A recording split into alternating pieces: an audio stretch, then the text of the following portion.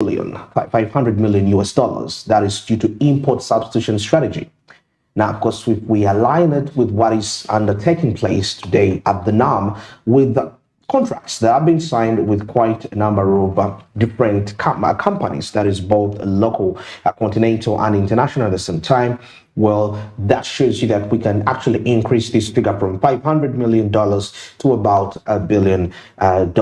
Now, of course, following the economic growth projections, which are predicted at 5.6 growth of 5.6, actually 6, about 6% come this financial year 2024. How are we positioned as a country to sustain this perspective given the current date, which is really eating the nation like cancer, of $96 trillion?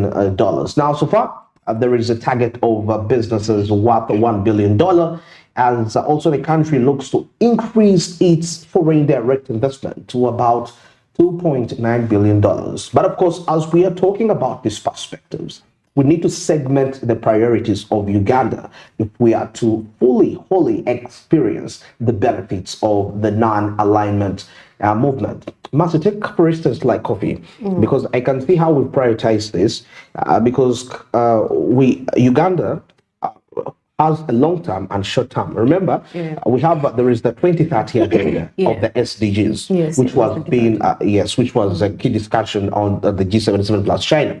But still, when it comes to the visions, the long-term visions, there has to be short-term strategies to have short-term visions to enable us to reach the long-term. Of course, infrastructure gap linkages being part of the discussions, key perspectives, investment in relative sectors like oil and gas, that way. But still, coming back to our traditional exports, because one of the only way we're going to increase, to reduce on the balance of payment deficits is through increasing export trade. And we're seeing something here for coffee, because by 2030, the long-term projection by 2030, Uganda is planning to invest to produce 20 million 60-kilogram bags. 20 million bags, but each bag being 60 kilograms by 2030. The short-term priority come 2025, we are looking at maximizing coffee exports to $1.5 billion in exports, short-term strategies. But now I'm trying to understand how we are going to balance all these realities and how we are going to use the NAM summit to put this into a reality of our nation, given the date, the debt issue we are grappling with, and so many more aspects there.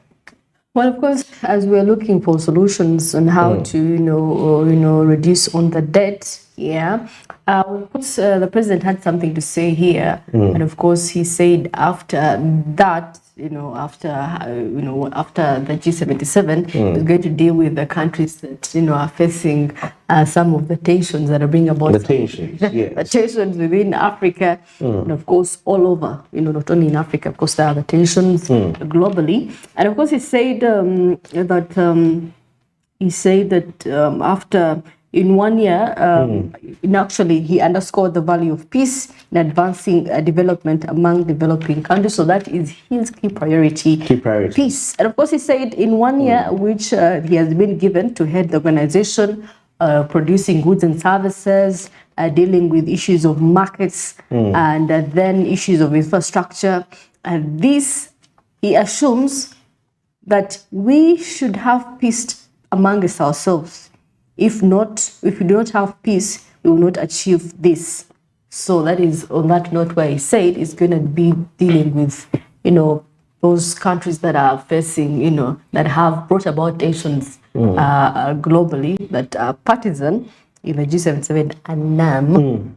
So first of all, we have to first come together. That is why we have a vision, shared global prosperity. We are not leaving anyone behind. If we fall, we fall together. If we prosper, we prosper together.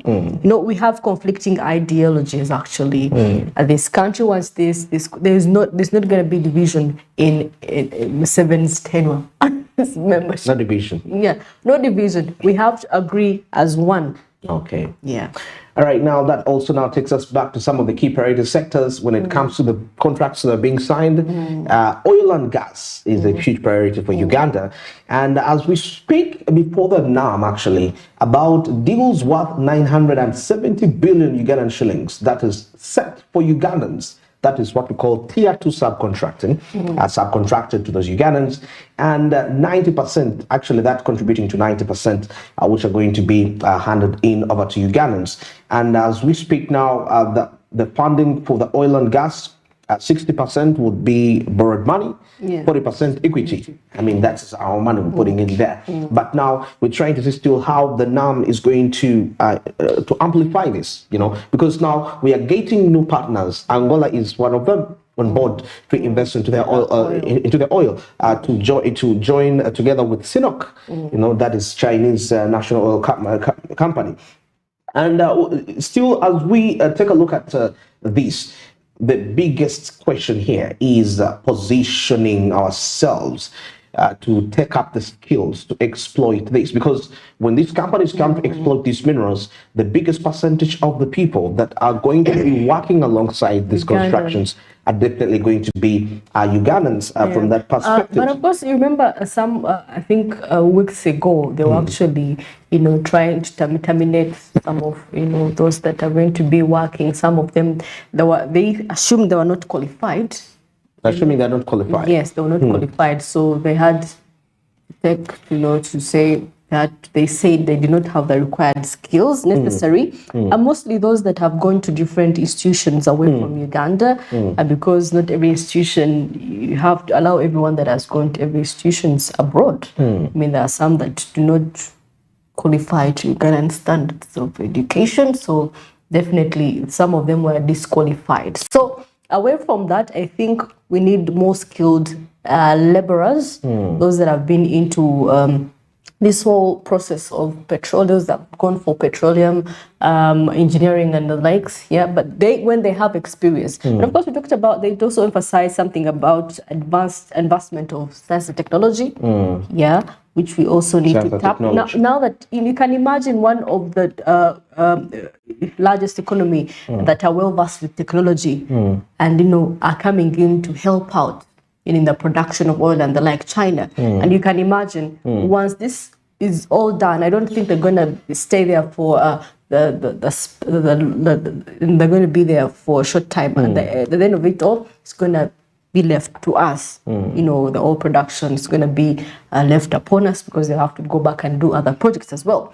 So I'm imagining a situation where we are given such an opportunity and we don't tap some of the knowledge that is left for us. Some of the knowledge. It is one thing to have someone to help us. It's one thing to be able to sustain what they have left behind. Can we be able to sustain this?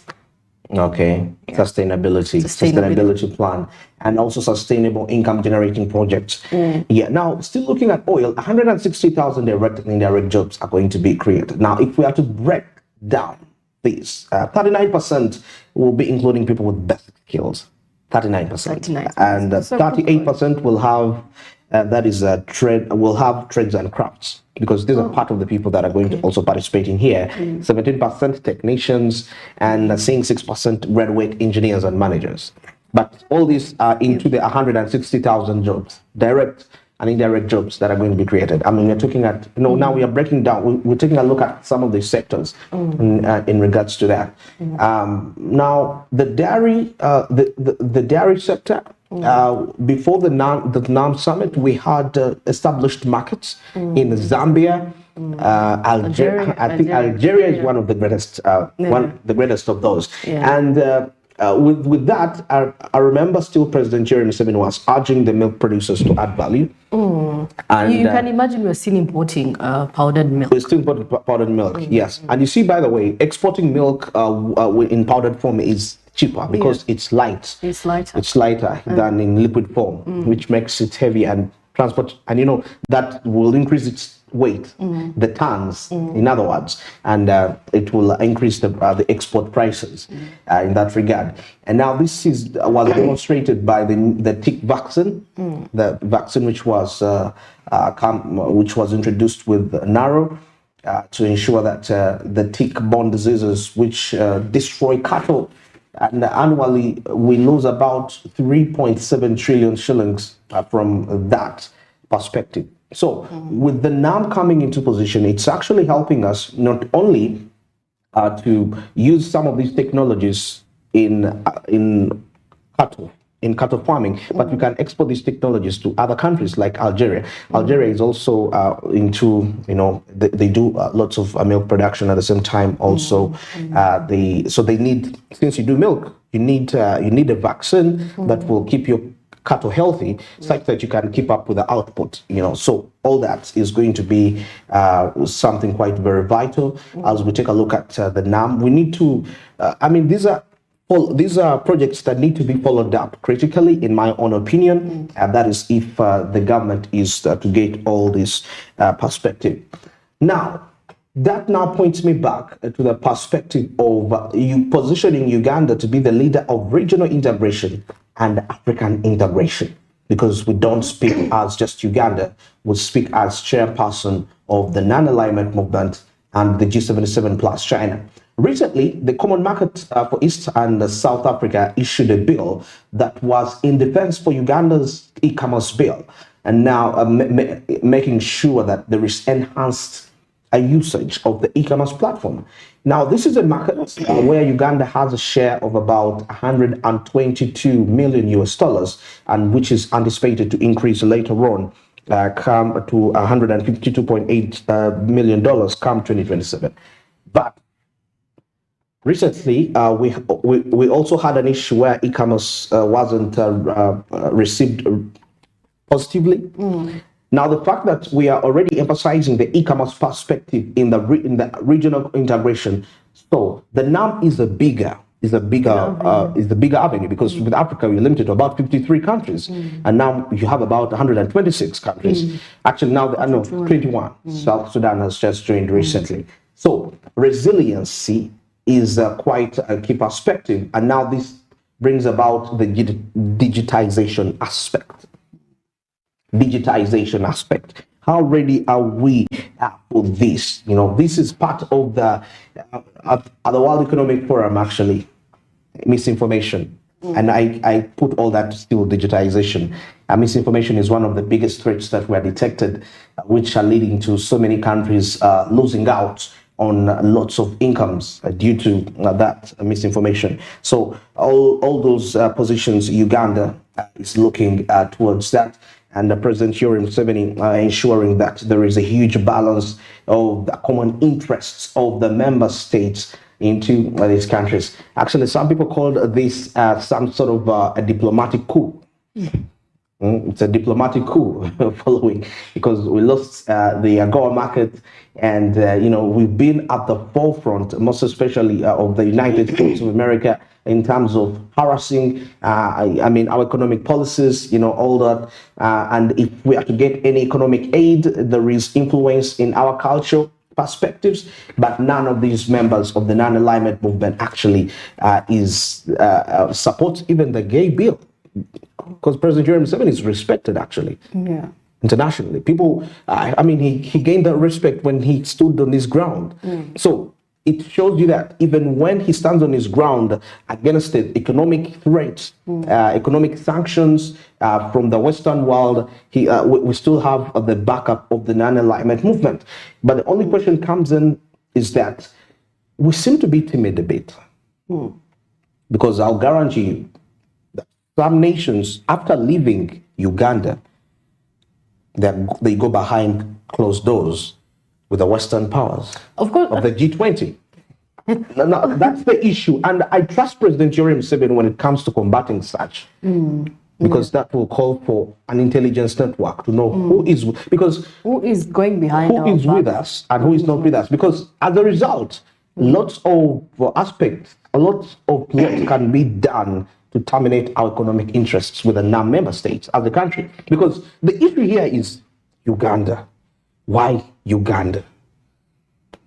Yeah, of course, most of them have been attributed to, politics and the likes. But of course, at the end of the day, because for Africa to have a leader that can really, put every nation in a position that, you know what, we do not need these guys, we can do by ourselves. You have to have established yourself as a leading economy in Africa. Because at the end of the day, if they find fault in you as a country, trust me, you have nothing to tell them. Like Bagana said, "Twina Chowagamba." That is true. Yeah. So at the end of the day, your voice will not be heard. They'll be like, "What have you contributed for us so far? What have we gained from you as a nation? What have we gained?" So definitely they'll be like, "You know what? Let's go back and look for people who can listen to us and maybe give us the kind of assistance that we need."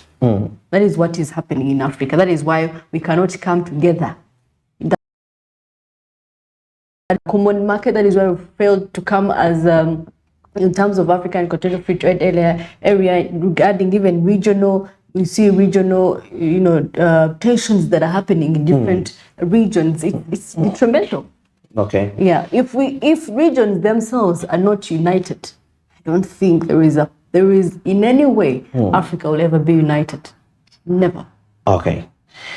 Interesting. Now, of course, as we still take a look at some of the benefits post-NAM, the MICE industry is on the top of every decision maker. The MICE industry meetings, incentives, conferences, and events. And now this is a market, like I always tell you, estimated at $1,370 billion come 2030. Rwanda has positioned itself well for this market. And, recently, the Secretary General of the Commonwealth was having a discussion here with one on an interview. And he mentioned something when they participated in the Commonwealth Shogun 2007. Is from Dominican Republic.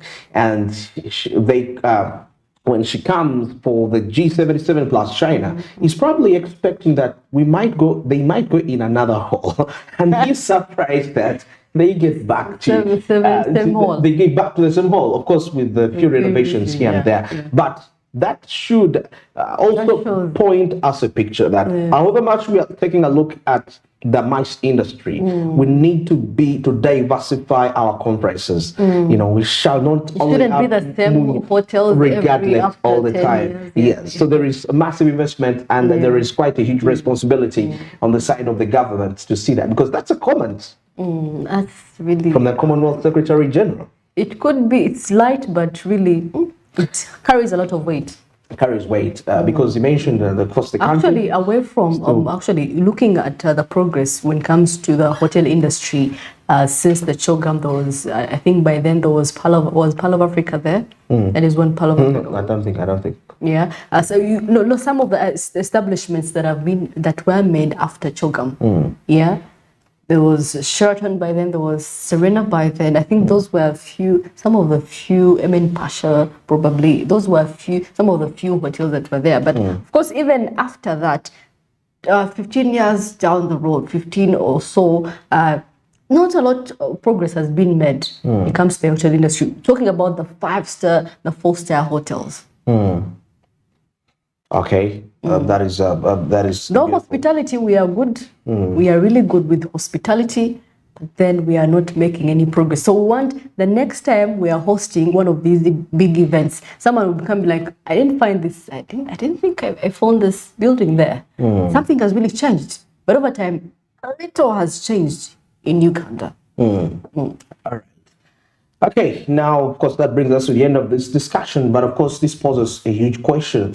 Uganda is chairing a group of countries that are constituting 80% of the global population, 49% of the global GDP. That's the G77 plus China, and the NAM countries contributing 33% of GDP. So how are we using these figures to our advantage, combating them to our economies, given the high interest rates globally, the lending rates are increasing when it comes to developing countries accumulating loans from the Bretton Woods institutions, and with the high interest rates, that means the cost of borrowing is also high. We've seen reports of IMF approving loans to Kenya, and so many more other countries. And due to the increased debt burden in Africa, which was a key discussion at the World Economic Forum, It's the reason as to why China is planning out a debt restructuring phase for 40 African countries. It's not funny. You're a poor person and you're trying to give the rich man terms that if you're giving me money, give it to me like this. So it's literally what we're trying to say. And when you give it to me, I use it for consumption, paying people's allowances. You borrow to pay salaries. Anyways, more of discussions are coming up shortly after this break. But remember, like I told you, we have something from the Tanguia project. Of course, this is all in relation to the wildlife related tourism. That is Uganda Wildlife Authority and other stakeholders. Stick around after the break.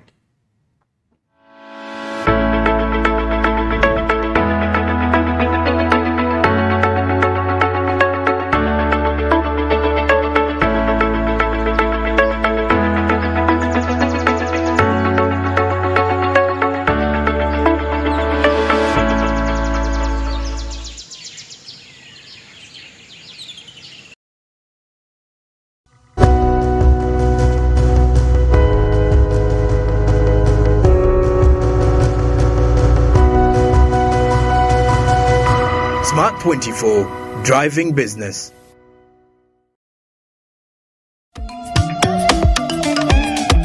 Jovia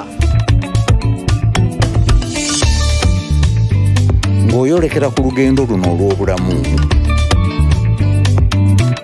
nkuwa ekirabo eky'amaanyi agatazizibwa,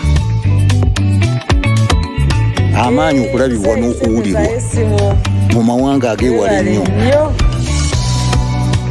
okutuuka buli wamu nga yadde togenzeeyo, ensi yonna ng'ekuli mu ngalo.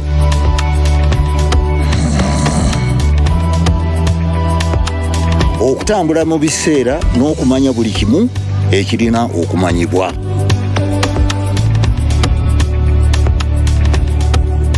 Jovia, kino kye kirabo kyange gy'oli. Tewali kumuku ki ky'osobola okukola ku mukutu nnandameggwa ogwa MTN. Luxury redefined at Seasand Hotel as you indulge in the splendor of elegant living fit for the royalty that you are. Step into comfort, pampering and blissful customer-centric service as you select from our range of comfy exquisite living quarters furnished to meet with your royal preference. Surrounded by scenic beauty, our tropical setting allows you to escape the clamorous ordeal of city life. Our ambient green gardens will guide you to a place of revitalizing rest. The 3-star restaurant caters to your palate, serving your choice menu ranging from exotic cuisines to local delicacies. Our chefs will serve you full course meals for a truly out-of-this-world culinary experience. Our fully stocked bar to whet your throat, from renowned global brand whisks, brandies, gins, beers and wines to our locally celebrated beverages, you will not lack for any brewage. It's an all-new experience in the East at Seasand Hotel. So visit today at Plot 15 to 19 Spire Road, Ginger, or contact us on +256 751 719 960 and +256 785 354 614 for reservations. Seasand Hotels, luxury redefined.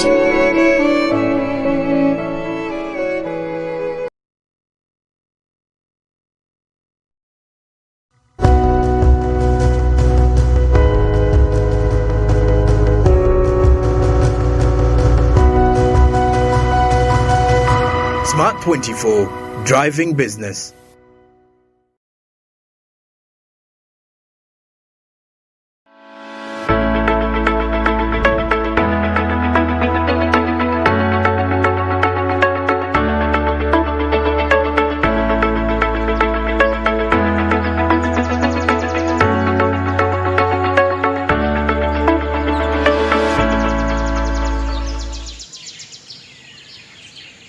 Still watching Smart 24 as we are driving a your business. But of course, if you want to hit us up, go to our social media handles. That is at Smart24 TV.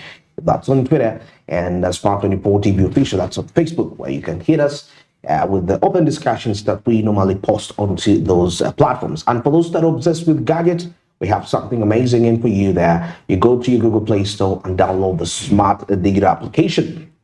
Once you have this application, you'll be able to stream Smart24 TV, NBC Radio, and the Smart FM. And also, still onto the streaming perspective, Smart24 TV Live, that's on YouTube. You can stream us at any part of the world and the globe that you will be at.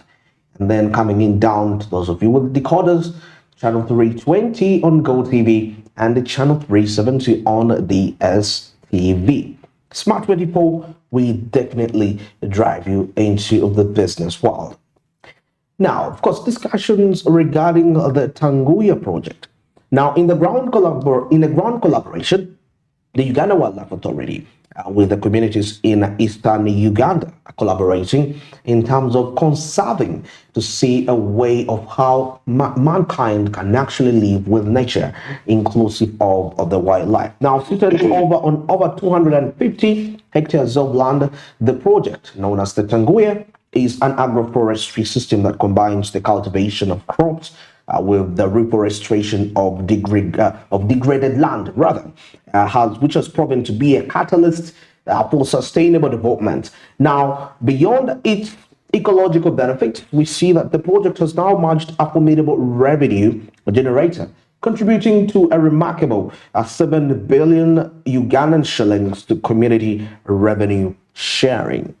Well, of course, government has also created a historic approach and, of course, emphasizing dual goals on conservation and, of course, community development, as a way of, with coexistence between wildlife and, of course, community and humanity, because, over time there's been encroachment on wildlife, poaching and the likes happening in, some of the areas where wildlife constantly, comes into, some wildlife actually do escape from the national parks and come into communities of people, but there has to be a coexistence, Once there is an instance called the nearby center.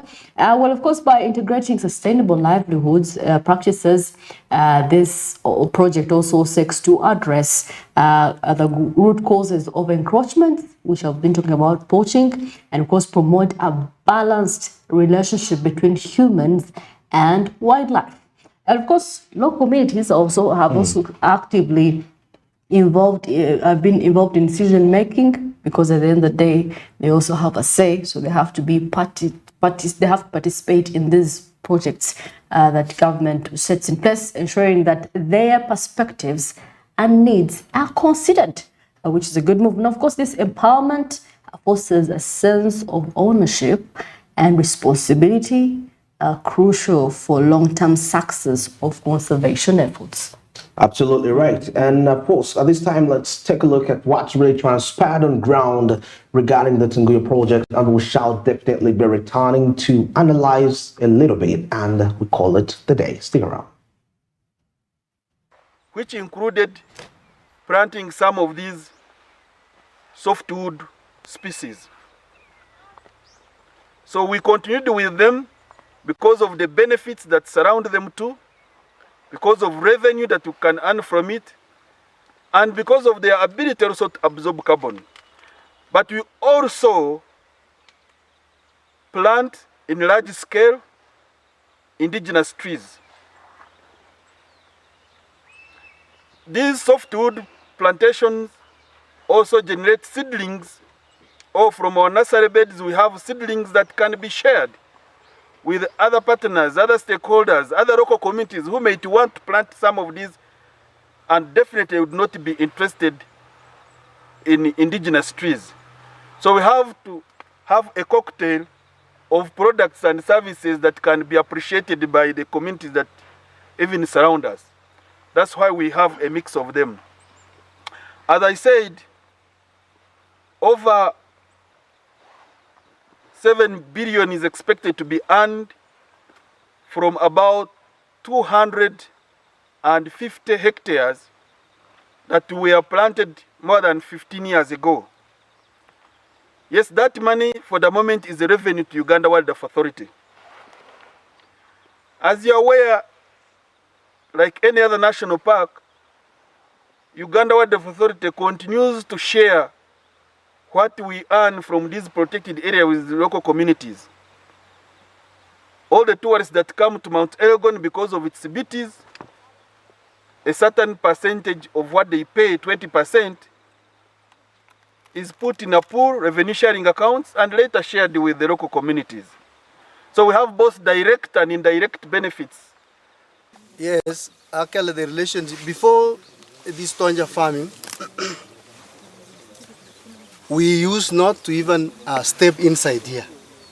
Meaning that we used to take this place as a foreign land, a foreign place, and we could not interact with our colleagues.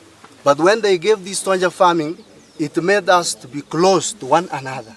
We can now visit their offices, they visit us in our communities, they give us programs on what should be done. Like what the warden said, that they have trained us on the issue of seedlings, bringing up the smaller trees. We have now learned how to do that, and of course, in all those processes, it requires interaction. It means our relationship has actually improved in that fashion. Now, when you see someone going beyond now again to encroach again, you know that one is not satisfied with what they have, but those are not many cases. Most of the community members who are here, they know that they have benefited from land, from UWA, because we appreciate the fact that people have to cultivate. And these poor Ugandans, that's the most important thing. They are Ugandans but also human beings.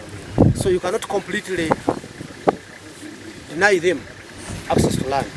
So government made an arrangement to make sure that they are able to access land, which they are using, and they will talk to you, they are going to tell you by themselves. But the bottom line is that we are trying as much as possible to ensure that we have a very good working relationship with the communities that are neighboring the protected area. Like in any community, there are cantankerous fellows who always want to sow seeds of hatred. Sometimes you hold a meeting in a community and you think you have reached an understanding, but again you reach a point and people do otherwise. But you know our role is to protect the conservation area, the protected area rather, to ensure that its integrity is not compromised. And in so doing, we use a number of approaches. One, of course, we normally use a software approach. In most cases, we use a software approach. A hardware approach comes in when we feel that our lives are endangered in the line of duty. Like the chief warden showed you some of the images. I don't want to talk about them, but you saw for yourselves. Now, that's why we are here, for you to see what we are doing. We take you to a number of places, and they were able to appreciate the challenges, but also the relationship that we are trying to cultivate with our brothers and sisters to work together towards conserving the mountain. We all need it. People need to cultivate, but also need the mountain. Not only the communities, but all Ugandans. You get me? So it is important for all of us, and we want to continue doing so, but ensuring that all our operations have a human face. I'm sure you were told about the operations we've been having a few weeks back. Did I tell you about them? Okay? Where we are even giving people grace periods. And we say we are allowing you this period. Please, instead of coming and cutting those crops, we say we are giving you this period. Prepare yourself. Upon harvesting, live peacefully. You get me? So, that's one of the ways that we are using to make sure that we get rid of encroachers from a protected area, among others. But of course, there are those ones who will always say, no, me, I will not leave, do what you want. And of course, that being Samuel Amanya, that is the chief warden at the Mountain Elgon, Bashil Hangi, communications manager, Uganda Wildlife Authority, and David the farmer, people that have been putting out those discussions. Yeah, I like the fact that this is coming on when, you know, we're having discussions of climate change and the like. of course, where we are trying to conserve the environment, both the environment and of course the wildlife. Those are talking about, we talk about the environment, talk about climate change, we talk about conservation of wildlife, talk about tourism. And of course the fact that, you mentioned something just as he was ending, this whole thing of evicting, people, this forceful eviction of people that has brought about confusion, and of course some of them have been affected psychologically. They've brought up this initiative of giving them a grace period. You know what? You could be wrong, because there are some people that have been actually planting in reserves where they're supposed to plant, where trees were, he said, or maybe swamps and wetlands. Definitely give them a grace period. Upon harvesting, you can vacate. That is the easiest way to cooperate with Ugandans, because you cannot have this whole thing of rushing. You come and start cutting people's crops. So talking about tourism, I believe this is a good initiative. Bridging the gap between community and wildlife. Much as we're conserving the environment, we're also preserving and keeping our wildlife in check and intact, because we have some of the breeds that have gone extinct in some parts of the country, some regions. So how about we conserve our environment and also protect the wildlife that we still have, because that is the one thing that we have at the forefront. Gifted with the species of birds, species of animals that are not even existent in some parts of the world. Okay. And also that reminds me, on the G77 Plus China Summit, part of the key discussions were in line with the climate change and seeing how we can get back to the temperatures of the pre-industrial levels, that is 2 degrees Celsius. And of course, they even took it a little bit deeper to head it up to 1.5 degrees Celsius by the mid of the 21st century. And also in line with the Paris Climate Change Agreement of 2015, which included perspectives of climate change mitigation, climate change financing, and climate change adaptation. So forest cover. And because we see, as a result of the climate change, certain sectors have been hit. I know of a country that lost almost 400% of its GDP. 400%. That is Dominican, when it was hit by quite a huge. Climate change. We also read about Tanzania with the sugar production due to the heavy rains that have affected, harvesting and production. So definitely, climate is a big issue. When the weather outside does not correspond to the season in which you expect, everything is going to be a turmoil. It's going to inconvenience production. At the end of the day, transportation, the bridges are breaking, there is floods everywhere. So there are hindrances at the end of the day. And I remember the previous World Economic Forum, there was the birth of what we call the ECG, that is environment, social and governance. But of course, taking a look at environment, the international financial, there is an authority internationally, it's in line with the finances. It entirely pledged that come this year, 2024, we are not giving aid to any country that is not putting into place the ECG, environment, governance, and social. But this time around, focusing on the environment due to the climate change effects that are happening that way. And this is also a common phenomenon that is in the NAM, in the nations within the NAM and the G77, that is plus China, embarking on the environment, social and governance principles. And it's also being incorporated in the insurance sector in Uganda. Recently, I saw the Insurance Regulatory Authority incorporating the environment, social and governance in the country Uganda. So such initiatives like the Tanguya project are really playing a huge role for Uganda to be a part of the global agenda, a part of influencing the climate change global agenda when it comes to transforming the economies of those countries due to taking initiatives for climate change. Well, it's exactly 46 minutes past 9, and of course it's 47 now. We're coming to the end of this discussion. Of course, the great things from all the way we started from. till this point in time, as we are winding this up, the summits have concluded, and it's now The onus is on us. Yeah, it's now on us, and how are we using the chairmanship? I mean, what a great opportunity. What a great opportunity. And now this is also going to call for reforms, both economy and political in our country, Uganda, because you cannot be an advocate for human rights if still people criticize your country for having human rights related issues, because that can entirely disrupt your activities, both political missions and economic missions in the different countries across Africa.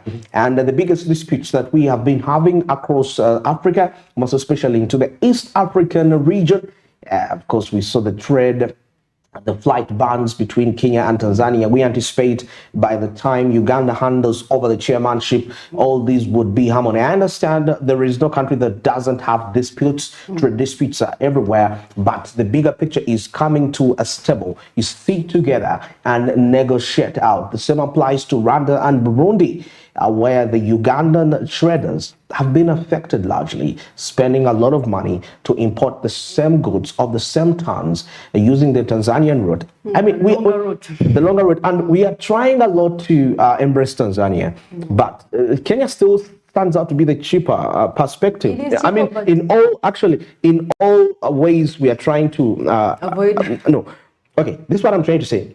As much as we are trying to embark on using Tanzanian roads, they have one common factor. There, it's longer, so it's quite expensive, and there is a lot of congestion on Dar es Salaam port as compared to Mombasa. So that causes huge delays of production, which causes scarcity and inflation at the end of the day. Well, I guess for us, we are waiting to see how Uganda is going to kick in action 3 years. A 3-year tenure for the non-aligned movement chairmanship, of course, the 1 year for the G77 plus. And of course, let's give Uganda a chance. Let's not judge on what is not going on, what's going on in our country. Let's give them a benefit of doubt. Yes, it's been a good year, a good opening year. So definitely a lot is going to happen in these 3 coming years. And we need to prove to AGOA that this is not a big deal.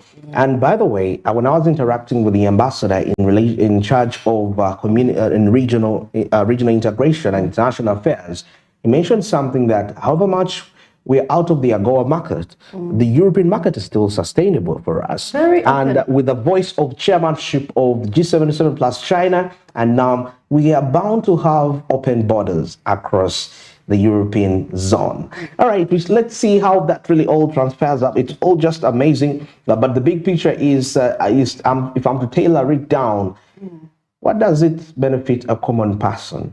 That's the big question, because here in Uganda, we have what we call, there is a way we see results. From the person, the lower person. From the lower person. In Uganda, they say, Kagwira wo, Twagala Kagwira wo. How are we seeing all this? How is the NAM, impacting us? But like we know, there are short-term benefits and long-term. Of course, for Uganda, we want to see results there and then, but of course, it's a process. Let's enjoy the process and see how things are going to turn out. The process, we shall experience it as, most especially for the farmers, smallhold farmers, when they're having a market for their produce, they're having the outgrowers, actually. Let me say, call them the outgrowers in that way. Well, let's, for now, we're winding this up. It's 9 minutes to the top of the hour. That is of 10 a.m. It's been a great pleasure to have you all the way till this time as we're winding up the show. I want to say that have a productive day, go be productive, and set no strategies for the day. I never stop telling you that because I'm a business-oriented person, so it's important that strategy is always key. I've come to realize one thing, Mercy, what determines success, and some people seem to be like they are moving forward, but they don't have a strategy. And people that we seem to underlook, but they have a strategy, they make it in life. And you ask yourself, of all people, why this person? Simple. The secret is they had a strategy. So buy yourself one strategy today and all will be well. Till tomorrow, good morning.